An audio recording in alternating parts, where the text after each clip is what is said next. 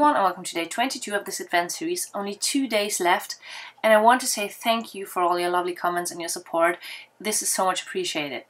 Today I will be making a card that is inspired by the Lottie and Lisa that I played with my friend Annie. I told you about that some videos ago, I think it's 2 weeks ago.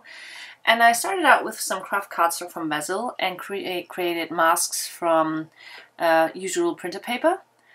And I had one mask that is slightly smaller than my card base and one that is even a bit smaller because I wanted to create frames.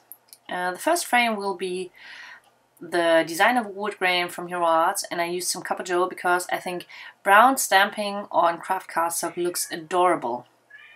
You can hear Apple again, he's very talkative again. I have no idea what he wants, so we just ignore him for now.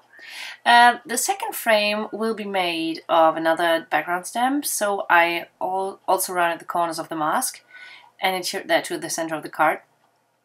And because I didn't want to stamp on top of the designer wood grain, I masked it off with some washi tape, and I just masked off the straight lines first, and then used tiny strips of washi tape to create the round shape that was created by the corner jumper. It doesn't have to be perfect, but I wanted to have kind of a round shape.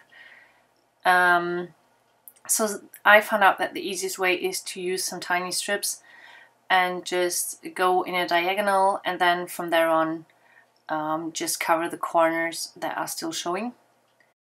I just try to do it as good as possible. As I said, it does not have to be perfect, just kind of a round shape. So I did that to all the four corners, and then I used my tweed pattern from Hero Arts, which is also a nice background stamp, and inked that out with the same Copper Joe ink. And then I made a mistake. I took the stamp and pressed it onto my card. I should have done it the other way around, so my impression was not very good. And I decided to do it the other way around then, not caring about the pattern too much. It didn't have to be a perfect pattern, but I wanted to have the frame with some sharp edges. I used my heat gun again to peel off the washi tape without tearing the paper. And well, the tweed pattern, the double stamped tweed pattern, looked quite nice to me. Then I took out Sherry's Tree number 2 from Hero Arts, which was the task for today, and stamped that with Versamark ink. And I used my embossing powder tool to prepare the card front, and then I stamped that in Versamark ink and used my Hero Arts white embossing powder. And I didn't expect the dye ink, the Hero Arts dye ink, to stay wet for so long, but no problem. I just took a soft brush and brushed all the excess off, and that was no problem. So I didn't have all the sprinkles this time that I had on my chalkboard card. And I used the German sentiment again from Mia's Stempelküche, which says Frohes Fest. I already told you Frohes Fest is like Merry Christmas. And I found a nice place to put it on. I wanted to have it on the corner of that inner part of the card. I also stamped that with Versamark ink and used my white embossing powder. And then I realized I had pressed too hard on that stamp, so the impression was not very good.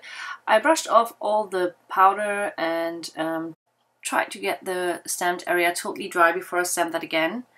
I tried out if it was dry with my embossing powder, just to make sure nothing would stick to that ink.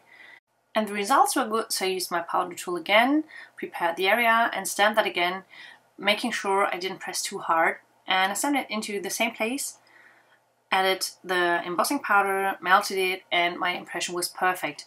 It just has a little bit of a shadow because the stamping was not perfectly covering the Versamark stamping.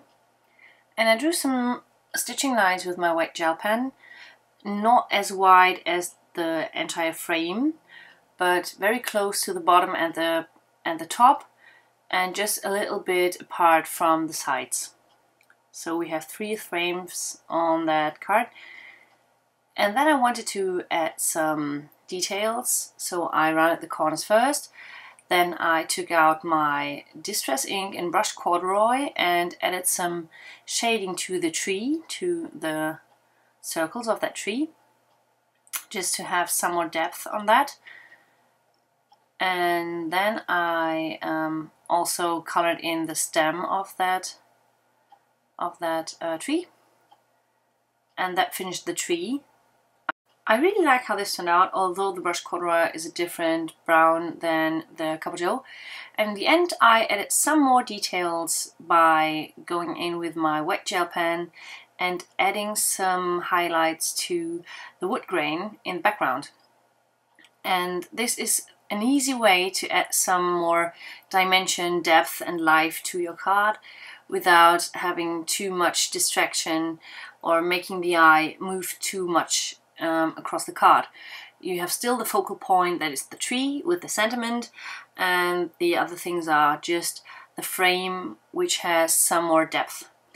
Brown and craft with some white highlights is for sure one of my favorite combos, so I hope you got inspired and tried that out yourself, and I hope to catch you tomorrow.